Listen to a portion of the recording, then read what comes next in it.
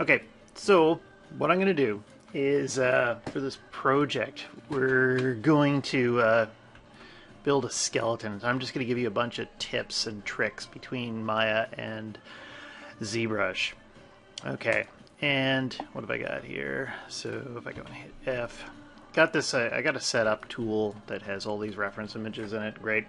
Now, one thing, first thing I want to do. Let's go over to Maya for a second, and a really simple trick for developing primitives is if I go in here and I create, say, a polygon cylinder. And let's go and put this so it's got two of these on. Let's get rid of that. And I'll hide my grid. And I'll just put this up here. And, whoop. Come on, let's scale that puppy. Okay, and I'll just kind of quickly fit this, and I'm just using simple primitives, not really thinking about them much at all.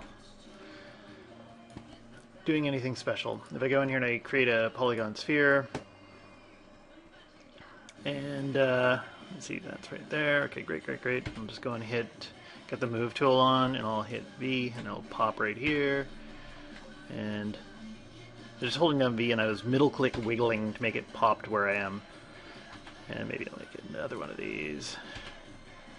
Let's go up here. And I don't care about any of my topology at this point, or anything like that. And maybe I'll put one more right in here. Okay, great. And let's just take a look at it from this side. So there's a bunch of junk there. Here, I'll make one more of these things, and let's push this way and push it back here. Great. Maybe I should have taken this one and increased some of the sections in the height so I can quickly do anything I want here with, like, say, the vertices. I got the soft selection on. Pull it forward a bit. Okay, wonderful. So if I just go and take these pieces here and I go File, Export Selection, and let's see, skeleton. Okay, great. And I'll just give that all a femur. Yes, the femur OBJ. And then I can buzz into Zbrush. And if I'm here, I'll just go into the whoop, append, and we'll pop in append, polymesh 3D. Make sure it's selected. Then I'll go up here to import. And I'll find my femur. And am I in the right spot? Boop. Femur. There. So I've just brought this in. And does it fit by chance? No, it's a bit low. I can use my move tool and reposition it. Maybe make it a little bit bigger. Okay, great. And here we'll switch back to draw. And it seems to fit in the right spot more or less. Okay. Now remember too that when I do this, I brought these images in. These are on polygons, and so I can spin around and they don't get touched, or they don't. Yeah, I can see through them. Okay, so, and what else do you need to know about these? I also made sure that there was a sphere on top, because if these things are on top, these reference images, it will throw off my symmetry. Now, something I might want to do with this piece here is, as I'm sculpting, I don't want to be dealing with something like this. It's just a bunch of primitives. I'll just give it a quick smooth, and then I'm going to go to Geometry, and in Geometry I'm going to go and hit Dynamesh and see what that looks like. And do I want to freeze it? No. There, so now I can start to sculpt this thing. Here I'm just using the smoothing these pieces together. And maybe I might even go and switch to the inflate brush and kind of inflate some of this area here, smooth it back, and when I Dynamesh, it'll blend together more. Yes. Okay. And what else do you need to know here? So do this inflate, Dynamesh, smooth. Boop. There, I'm getting some quick shapes. And what else? If I want to go and put it onto the other side, if I go to Z plugin, in Z plugin there is something called subtool master, and there's a mirror button. And if you're doing everything on the x-axis, like you should, I hit mirror, boop, pops it over to the other side. Okay, So that's down. And how about we try and do something like the rib cage? Another way to generate mesh. So there's one way to generate mesh. I could build most of this with that. Let's go here, and I'm going to append. And this time when I append, I'm going to append a sphere. Okay? Probably can't see it because it's down here. Just going to switch to my move tool. Oh, I'm on the wrong tool. Boop. There. Oh, and that just hit it, so I just got to move this back so you can see that there is something there. And I'm just holding down shift when I'm rotating, and that is snapping it. And let's do something like this, and maybe I'll scale it in the center there. Let's go to the front view.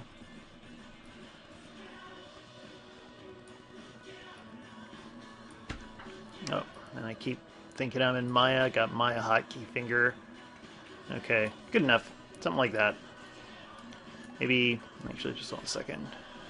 Remember, too, that you've also got a thing down here called transparency, and that puts a bit of the shading on, so I might hit ghost, and so I can see a bit more what I'm doing here. Maybe I'll switch to my make sure my symmetry's on. I didn't check that. X. There. And move this back a bit. Move this up. Move this up. Okay, great.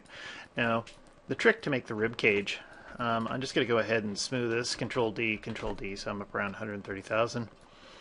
And I'll make my brush smaller. And if I'll turn that transparency thing off now. If I go through here and I hold down Control, I can go in and mask out some areas. And I'm going to just do this really, really fast. Maybe some slow drawing. There we go. Spider-Man. It looks like Spider-Man. Okay, great. And I could draw it the whole way around, but I'll say it's good. And then if I go down here to extract, they have an option here, and if I hit extract, okay, that went out a bit far, so maybe I don't want it to be that big. So I'm just going to change the thickness here to 0.01, enter, and it disappears. I'm going to try hitting extract again. There it is now. If I shake my camera, it goes away. If I hit extract and then I hit accept, it is now its own little separate subtool. Okay, and so I can come in here and start to smooth it. It's masked right now. I could have maybe made the mask a bit more, I don't know what you want to call it, a bit more acceptable. Here, I'm just going to go down and get my solo button. What is the hotkey for that? I always forget. Whatever. So I got that, and I'll unmask it. And I might consider, after I get this general shape in place, to go in here and hit Dynamesh on it. And it's smoothing it out more. And I can start to sculpt this thing and get a better shape. Maybe pull some of these things in here. Okay, that looks better.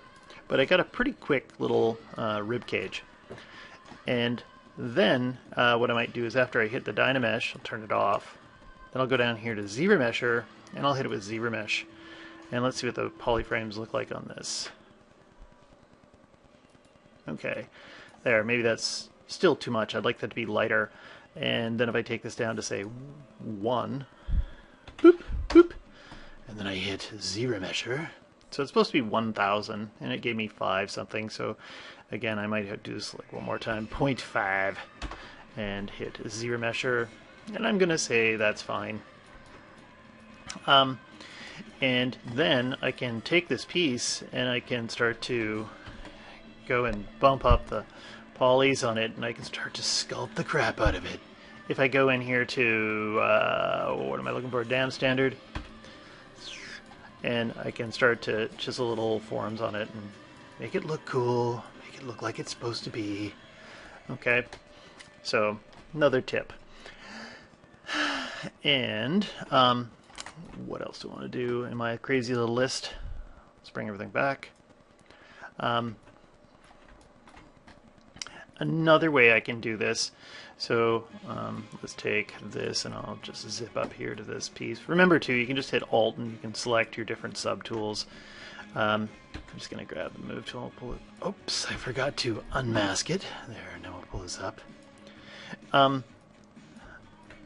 Other ways to go in and change the or make new geometry off of this is if I start to play with my polygroups.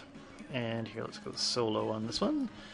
And if I did something like, let's see, if I take this and do something crazy like that. Okay, good enough. And then I'll hold down Control and Shift, and I can mask out an area. Actually, you know what? Let's not mask that. I'm just going to go this way. Let's see. I should maybe point out that when you're doing this, the mask select, you hold down Control and Shift, you can actually change the ways that you mask, so you can change it to a lasso. So when I bring everything back, and let's do that. If I want to get some kind of jawline off this, I got the lasso on.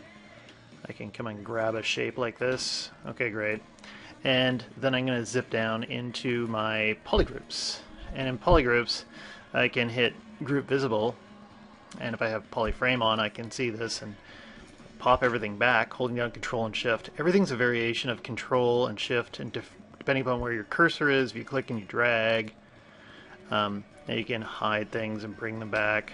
And maybe because I'm on the wrong brush, it looks like I'm on my poly modeler. So there, I can hide things and bring them back.